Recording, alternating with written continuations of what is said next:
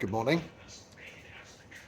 You can probably hear Sky News in the background, and I guess that's part of my morning routine. So um, I get into work quite early, and I have Sky News on just to catch up with the rest of the world.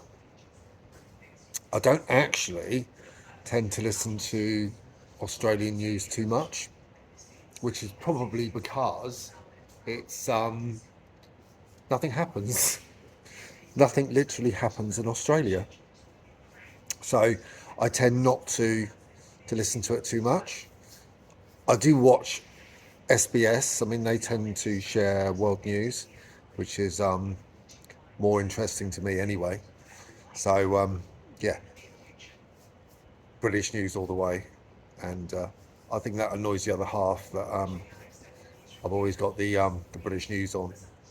And you know, the odd thing is, the only news station I can get on my TV is GB News.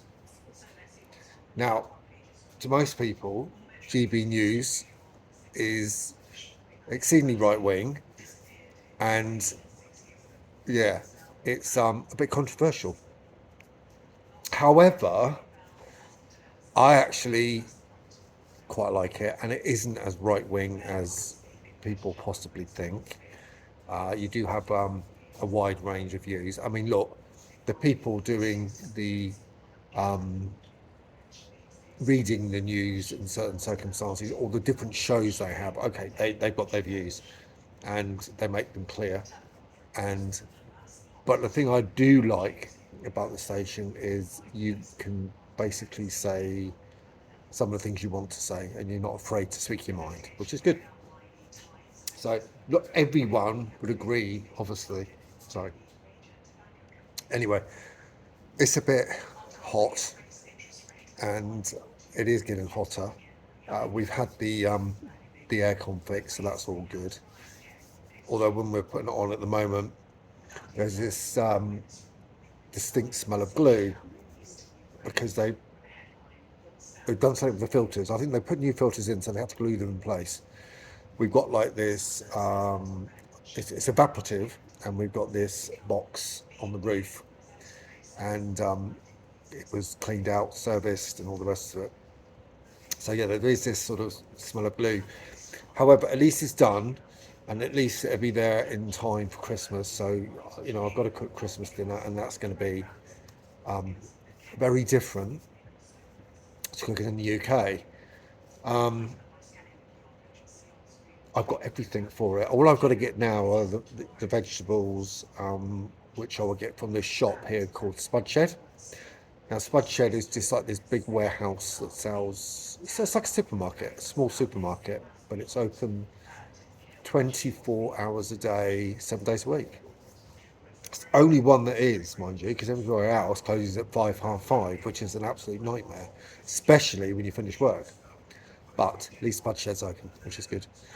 So yeah, just got to get the vegetables and stuff like that, and yeah, hopefully it will go well. Although I don't know, because I'm not used to the ingredients here, cooking at this time of year. I managed to get a big ham, and I got a turkey as well, so that's all done. And we got a few people coming over, so I'm kind of yeah, looking forward to Christmas, much as I can really. And the kitten, he is literally a terror. He's constantly up the Christmas tree. So I've been trying to because the houses over here are open planned. There's no doors in the living areas. So we've got a front lounge. There's no door into the kitchen, the dining room, or the family room, or indeed the laundry. So there's no doors at all. The only doors are on bedrooms and bathrooms. So trying to keep him out of areas like the lounge at the front of the house and him crawling up Christmas trees is a nightmare. He does it. I've had to remove any expensive ornaments which is standard practice when you have a kitten. And I've had to keep an eye on him. As I said, the horror stories I've read about cats and kittens strangling themselves on decorations is beyond belief. I don't think he will do that, although at the moment he's pink. I guess that's from the different decorations inside the tree, the tinsel, whatever. Now he is on medication, so he's on antibiotics at the moment. He's got these, I don't know what you call it. I think he had the start of, he's got a cold, and he had the start of what could have been cat flu, but we're trying to catch that before it happens. So fingers crossed, he'll be fine. Pippa's fine. She was sneezing a bit this morning, but I think that was just a one-off. She does sneeze occasionally, all cats do, as humans do. So I'm hoping that that will work. We did think he had a few fungal rashes, but he hasn't. So the vet sort of assessed that, and that's fine. So the kitten, me, and the other half, all on antibiotics at the moment, for various different reasons, which I'm not going to go into. Needless to say, mine has nearly cleared up. I think I've told you before, but I had like these lumps on my head, and I've been on antibiotics for getting on for 6 weeks, and I'm back at the doctor for more money on Monday. So the doctor's appointments, the veterinary appointments, the medication, hundreds and hundreds of dollars. You are so lucky in the UK that you don't have to pay for this stuff. Please do not complain about the National Health Service. You really have no right to, because everything is free. Here, it's not. It costs a fortune. So really, get over yourselves. It's fine. Come to Australia. Come and pay premium for everything. Food, medication, doctors, you name it. You come. My week's been fine. We had a small works Christmas meal.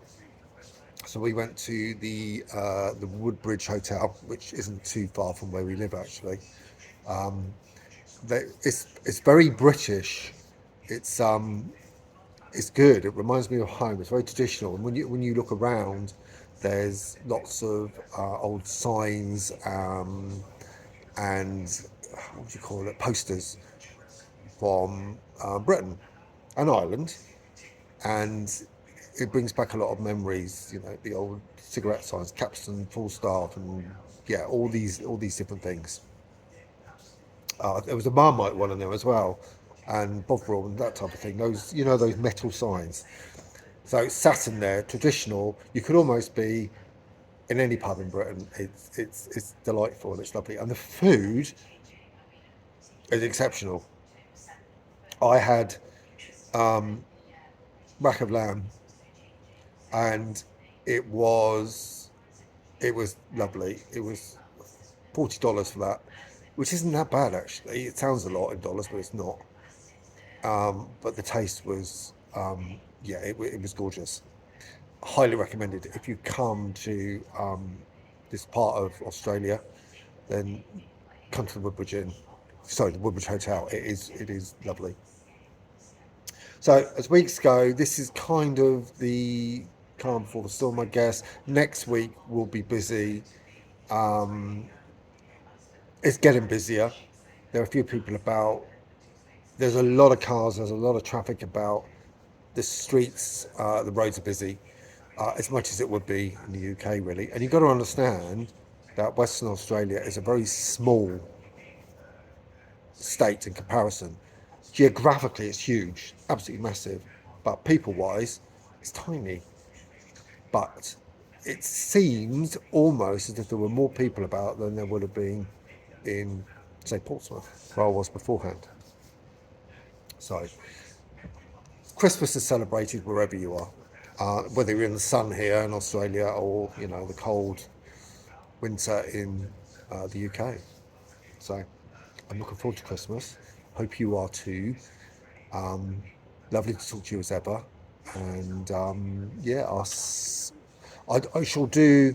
I'll try and do another video just before Christmas. So Merry Christmas all.